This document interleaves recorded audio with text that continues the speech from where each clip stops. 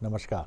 बहुत स्वागत है आपका उस कार्यक्रम में जिसका नाम है हे प्रभु आनंददाता, और उसके एक और नए एपिसोड में हम आपका स्वागत करते हैं।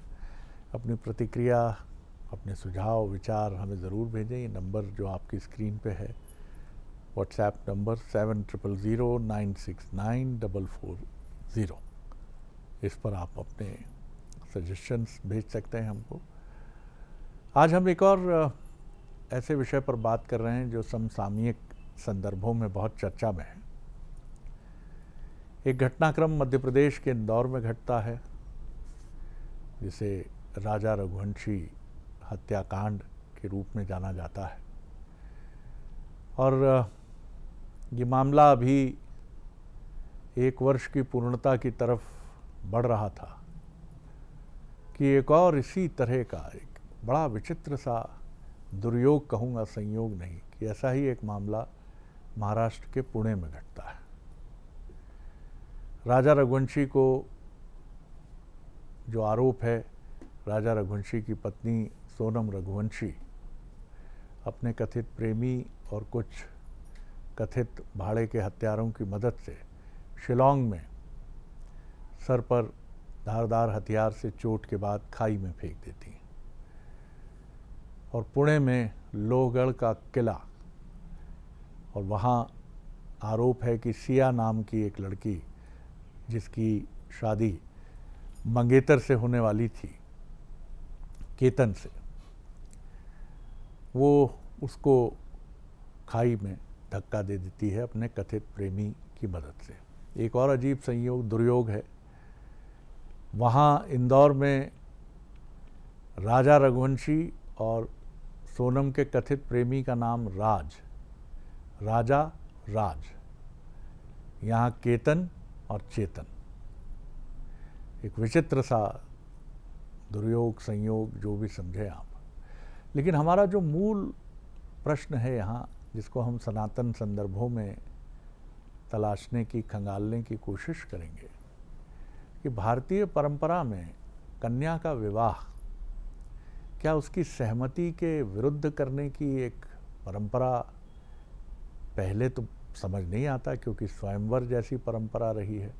चलिए, स्वयंवर को ये भी माने कि ये बड़े धनी मानी, समृद्ध या राजवंशों में प्रचलित परंपरा रही होगी, लेकिन भारतीय समाज कभी एक ऐसे समाज के रूप में, अनलेस अनटिल 5वीं शताब्दी के बाद, जितना मेरा थोड़ा बहुत इतिहास का ज्ञान है, कि इसके बाद विशेष रूप से 10वीं शताब्दी के बाद जब आक्रांताओं के हमले हुए और जब राजपूतों में जौहर और जो दूसरे सनातन अनुयायी थे, उनके यहाँ स्त्रियों को घर में रखकर या उनके मान सम्मान की रक्षा के लिए सती प्रथा या तमाम तरह की जो भी बातें उठीं, उसके बाद ऐसा माना गया कि स्त्री को घर में रहना या पर्दा प्रथा जैसी कोई बात प्रचलन में आती है।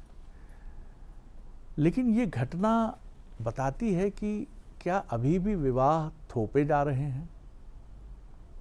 माता पिता उसे अपनी प्राइड से, अपनी प्रतिष्ठा से जोड़ते हैं, और ये विषय इतना बड़ा हो जाता है कि लड़की को ऐसा लगता है कि क्योंकि ये लड़की का विषय अधिक है, ऐसा विषय, दोनों विषय सामने आए, दोनों पढ़ी लिखी लड़कियां, बड़े शहरों में रहने वाली लड़कियां, एक इंदौर में और एक पुणे में, क्या ये अपने माता पिता से इतना कहने का साहस नहीं जुटा पाई? अंग्रेज़ी बोलने वाली, हिंदी बोलने वाली, मराठी भी संभवतः वो बोलती हो, सिया, तो ये इतना नहीं कह पाई कि हमें शादी नहीं करनी है, वहाँ हमें, हमारा कोई कहीं और प्रेम प्रसंग है।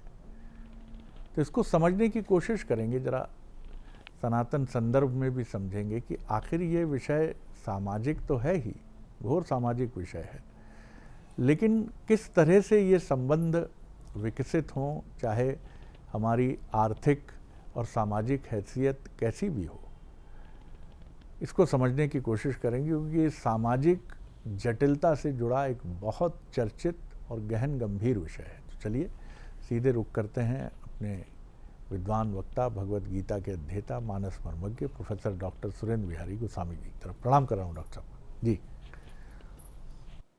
मुझे जहाँ तक ध्यान आ रहा है कि जब इंदौर की घटना हुई थी तब भी जी, अपन ने इस इस विषय पर पर एक चर्चा की संवाद थी किया डॉक्टर था। साहब जी। ऐसी बात नहीं है कि ये घटना कोई नई घटी हो, इस मध्य अनेकों ने घटनाएं हो गई जी और प्रायः नित्य प्रति आप कलिकाल की लीला में संसार चक्र में ये घटनाएं अनवरत चल रही हैं। मैं इसके मूल में दो बात मानता हूँ। एक, विवाह को ना समझ पाना, विवाह, परिणय, शादी, इसके अर्थ को ना समझ पाना, इसको बहुत सहजता या समझौते में या कॉन्टेक्ट बेस पर लेना। दूसरा, स्वतंत्रता और स्वच्छंदता में अंतर स्पष्ट नहीं कर पाना। आप स्वतंत्र बने रहें, जी लेकिन स्वच्छंद मत होइए। इन दो मुख्य आधार से कई प्रकार के अवगुण उत्पन्न हुए। इसमें मूल सिद्धांत परिवार में जाके टिकता है। हमारे यहाँ संस्कारों का विधान है। एक अनावश्यक रूप से परधर्म हमारे यहाँ प्रचलित हो गया, एक हव्वा हमारे यहाँ प्रचलित हो गया, जिसके माध्यम से ये बात फैलाई गई कि नहीं साहब, स्त्री और पुरुष दोनों बराबर हैं, हो ही नहीं सकते बराबर।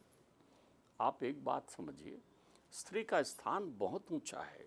कभी हमने ये बात समझने का प्रयास नहीं किया। राधे राधे कहते जरूर हैं, लेकिन कभी आपने गौर नहीं किया कि राम सीता नहीं कहते, सीता राम कहते हैं, राधे श्याम कहते हैं, राधे कृष्ण कहते हैं, शक्ति को कहते हैं। तो शक्ति की प्रधानता को हम नहीं समझ पाए, तो हमने क्या किया, ये जुगत पाश्चात्य का है। पाश्चात्य ने हमारी मर्यादा, संस्कार, संस्कृति, त्याग, समर्पण और शीलता की हंसी उड़ाई। उन्होंने हमारी शीलता को हमारी कमजोरी माना, दखियानुसी माना। ध्यान रखिए, शीलता का अर्थ होता है शुचिता, शुचिता का अर्थ होता है पवित्रता। पवित्रता। रावण ने वेदवती को केवल छू दिया, ऐसा हाथ पकड़ लिया, वेदवती ने देह त्याग दिया श्राप देकर कि तू अपवित्र, मेरे शरीर को छू गया। तो स्तंभित किया पहले रावण को। तप कर रही है वेदवती श्रीमन नारायण की प्राप्ति के लिए, तप कर रही है। रावण उधर से गुजर रहे हैं, ऊपर से उन्होंने देखा ये पूरा परिवेश इतना सुंदर है, जहाँ तपस्या है, जहाँ शीलता है, जहाँ समर्पण है, परिवेश सकारात्मक हो जाता है, दुर्गंध नहीं आती वहाँ पर। आज प्रायः घरों में दुर्गंध का वास हो गया है, सुगंध खत्म हो गई है संस्कारों की। जी वाह। क्योंकि सुगंध स्वतंत्रता में है, स्वच्छंदता में नहीं है। किसी के घर आप बैठने जाइए, एक 10 मिनट बैठिए, देखिए कोई ना कोई लड़का या लड़की अपना फोन लेकर हालो करता हुआ बाहर चला जाएगा। तुम्हारे सामने बात करने में उससे शर्म आती है, संकोच आता है। ये स्वच्छंदता है। आप किससे छुपा रहे हैं? जब आपको लगता है कोई सुन ना ले, तब वो सुन रहा होता है जो जिसने आपका भाग्य लिखा है। जब आपको लगता है कोई देख ना ले, तब वो देख रहा होता है। कहाँ? तेरे भीतर बैठा हुआ, तुझे टोकता है, खटकाता है। छोटे छोटे बच्चे, किशोर बच्चे शराब मद्यपान का पान कर रहे हैं, ठीक बात। आप उनके प्रति अननोन बने हुए हैं। एक पिता को अपनी पुत्री से ये कहने में कि बेटी तुमको विवाह का समय हो गया, विवाह करना है, वो बड़ी संकोच में पड़ जाते हैं। पुत्री चढ़ के खड़ी हो जाएगी, पुत्र चढ़ के खड़ा हो जाएगा। आपने अपना पूरा परिवेश, पाश्चात्य बहुत अच्छा है, भौतिकता बहुत अच्छा है, संसाधन बहुत अच्छे हैं, लेकिन उस पिस्तौल की तरह जो आपके पास सुरक्षा के लिए है, किसी की हत्या करने के लिए नहीं। आपके पास सोशल मीडिया आया है आपके सामान्य ज्ञान को बढ़ाने के लिए, दुनिया में क्या चल रहा है जानने के लिए, लेकिन कितने लोग उसमें से दुनिया में क्या चल रहा है देखना चाहते हैं? सब वहाँ वासनाओं को देखना चाहते हैं। ध्यान रखिए, आपने अभी एक बात कही कि प्रेम का संबंध हो गया। प्रेम का संबंध हो जाए तो नृत्य करिए, शरीर का संबंध हो गया, यहाँ दुर्गंध फैल गई। आप मित्रता और पार्टियों के नाम पे मद्यपान कर रहे हैं, बैठे हुए हैं, आपकी स्वच्छंदता है। आपने शुचिता को ध्यान नहीं रखा। हमारे यहाँ लिखा हुआ है कि कन्यादान का तब सफल महत्व होता है जब शीलवान कन्या, संस्कारवान कन्या आप किसी को सौंपते हैं तो 100 अश्वमेध यज्ञ का फल आपको मिलता है। इस शील शब्द में चरित्र भी एक महत्वपूर्ण अंग है। आपने इसका महत्व ही नहीं बताया। ध्यान रखिए, मैं आधुनिक संदर्भ पर कोई पुरातन बातें नहीं थोप रहा हूं, एक सीधी सी बात कह रहा हूं कि यदि आपका शरीर शुद्ध और पवित्र है, चाहे स्त्री हो चाहे पुरुष हो, तो आपका आत्मविश्वास बढ़ा रहेगा। ठीक बात। आज के शब्दों में ब्लैकमेल किसको करते हैं, क्यों करते हैं? क्यों करते हैं? क्योंकि अशुद्धता ले ली ना आपने, तो ब्लैकमेल करने के लिए आ गए। आप ये परिवेश का निर्माण क्यों करते हैं? आग और पेट्रोल, इनका उपयोग बहुत अच्छा है, लेकिन पेट्रोल पेट्रोल की जगह, आग आग की जगह, दोनों में संधि नहीं होती। वासना और आकर्षण दोनों एक साथ नहीं चलते। ठीक बात। और फिर आप कहें हमें विदित नहीं था। अरे जो आंखों को देखकर पहचानता है, जिसमें सिक्स सेंस है, वो बलवती वेदवती है, वो स्त्री है। संसार में आपने कभी भी, हमने उनको गौड़ बता दिया ना अपने सामने। इससे बड़ी कौन सी उपाधि है जो माँ की उपाधि हो? वाह। ये उपाधि एक स्त्री के साथ ही जुड़ी हुई है। त्रिलोक में इससे बड़ी उपाधि नहीं कोई है, नहीं, तीनों कोई नहीं। लोक में। जिसके बिना हमारा जीवन नहीं चलता, धरती को माँ कहते हैं। जिस अन्न के बिना आप रह नहीं सकते, उसको अन्नपूर्णा माँ कहते हैं। जिस जल के बिना जीवन शून्य है, उसे गंगा माँ, यमुना माँ, नर्मदा माँ कहते हैं। जिस लक्ष्मी के पीछे दौड़ते हैं, उसकी अधिष्ठात्री देवी लक्ष्मी माँ, ज्ञान बुद्धि की माँ सरस्वती माँ, शक्ति की माँ मैया को पुकारा, नव दुर्गा नमस्तुभ्यम।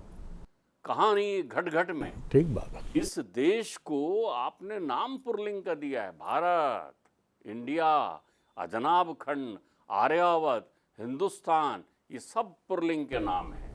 लेकिन उपाधि तो माँ की दी है, क्योंकि इससे बड़ी उपाधि नहीं थी आपके कोई पास। उपाधि नहीं। और वो उपाधि जहाँ विद्यमान है, उसे आप कहते हैं कि वो बराबरी मिला। लंपट कपटी कुटिल विशेषी, सपने उसंत सभा नहीं देखी।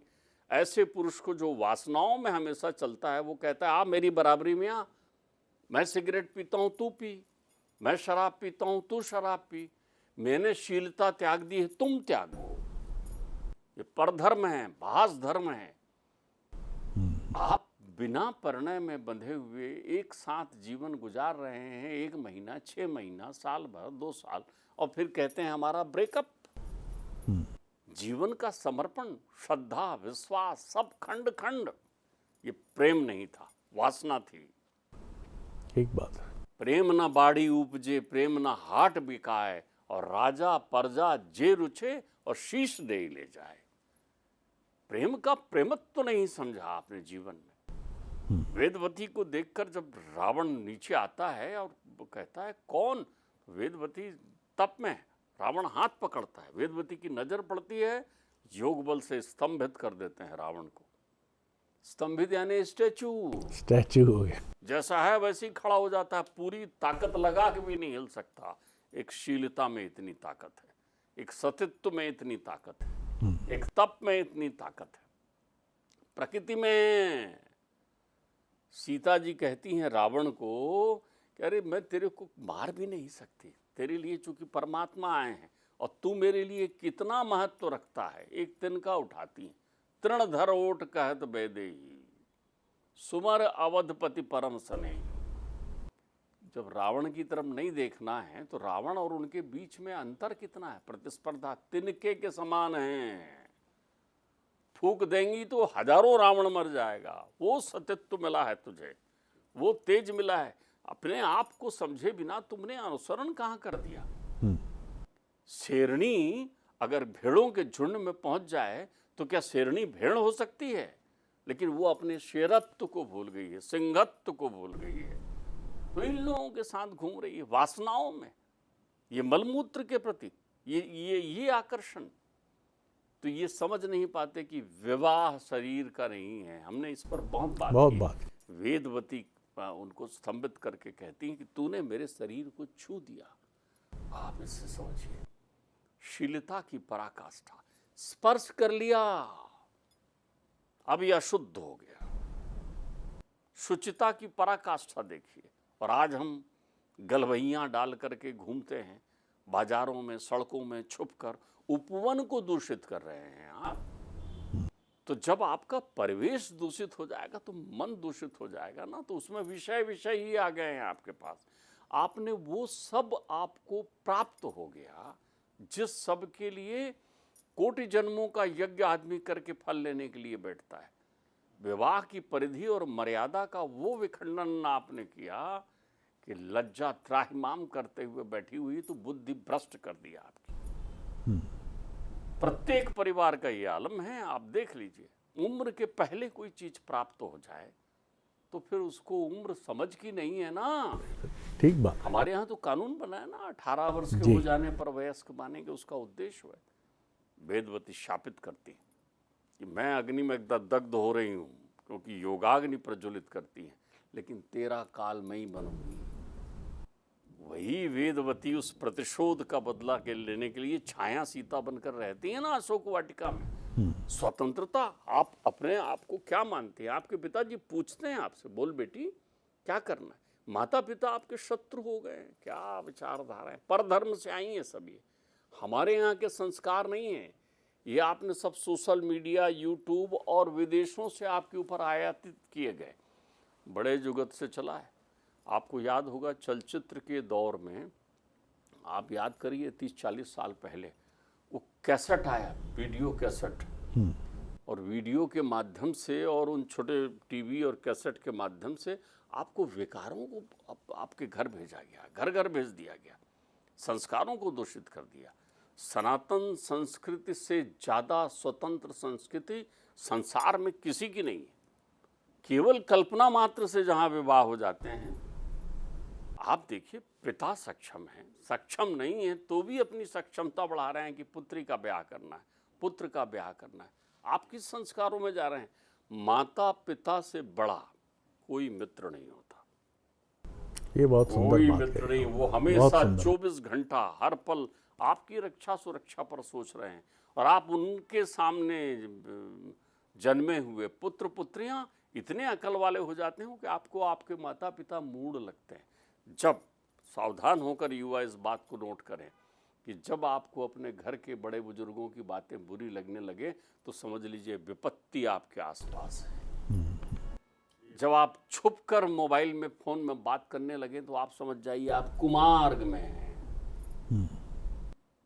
धन वैभव सारा सब कुछ माता पिता का, और विकार आपके। आप क्या दे रहे हैं? कौन से तत्वों को संपादित कर रहे हैं? हमारे यहाँ स्वतंत्रता देखिए, स्वयंवर।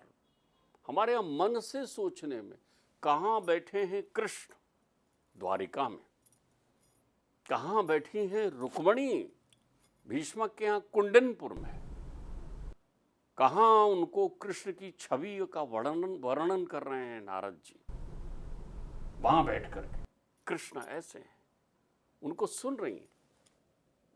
और सुनने से श्रोताम दृश्य थे, उनकी दृश्य जो है चित्त में आ गया, चित्तपट बंद कर लिया, मन में कल्पना कर ली, एक अपने मन में संकल्प लिया कि ये ही मेरे पति होंगे, संकल्प लिया।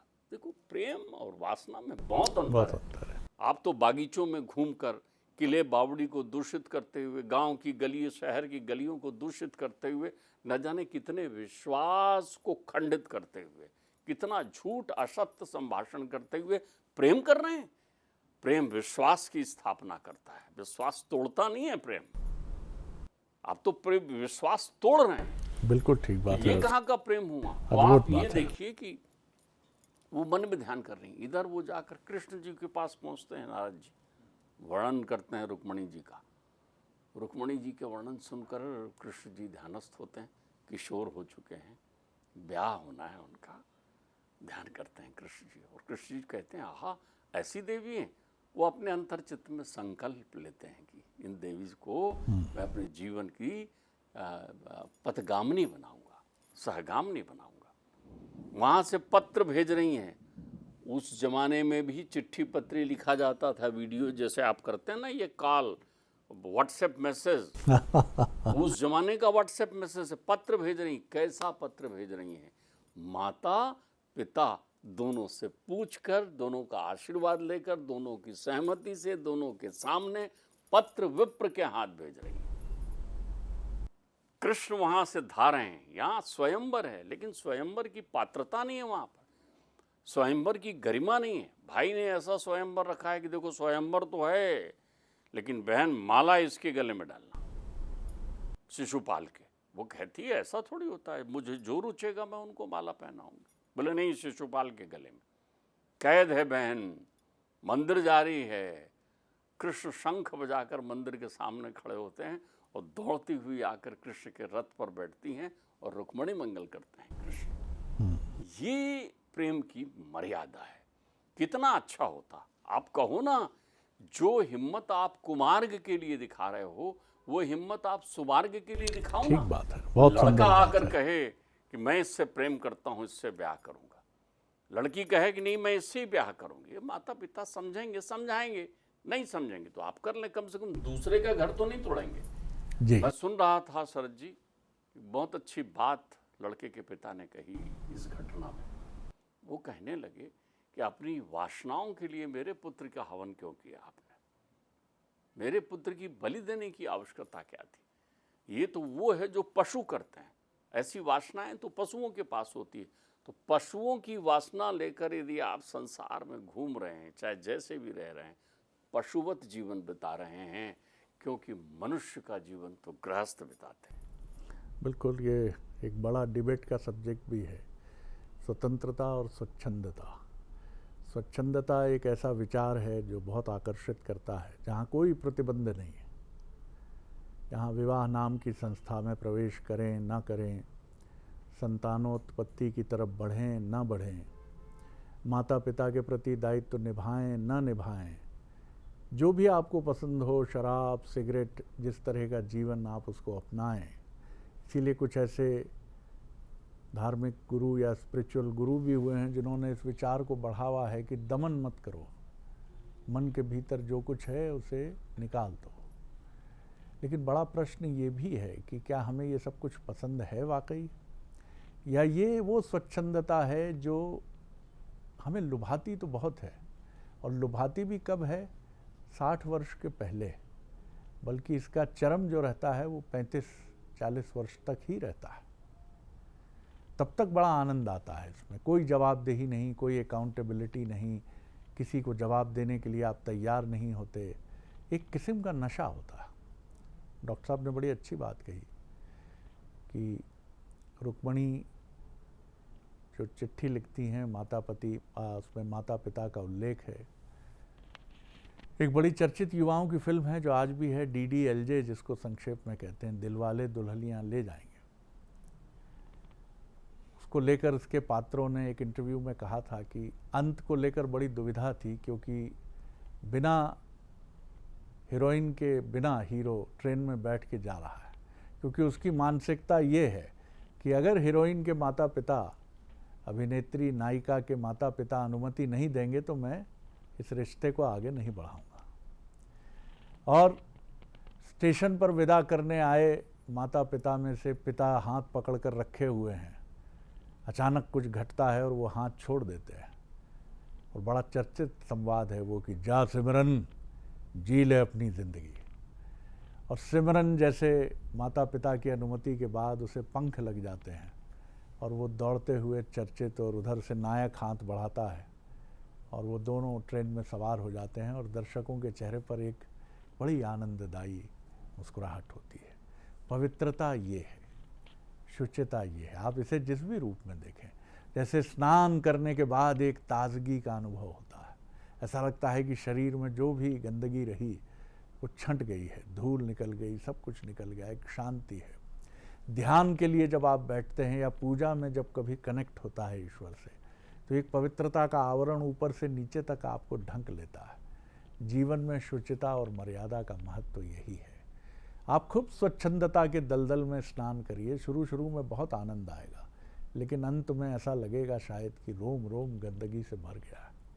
अब यह आपको तय करना है कि आपको स्वच्छंदता के दलदल में स्नान करना है या पवित्रता का शावर लेना है और उसमें डूबकर परम आनंद का लाभ उठाते हुए आगे बढ़ना है। बहुत धन्यवाद डॉक्टर साहब। अगले एपिसोड में एक और विषय लेकर उपस्थित होंगे।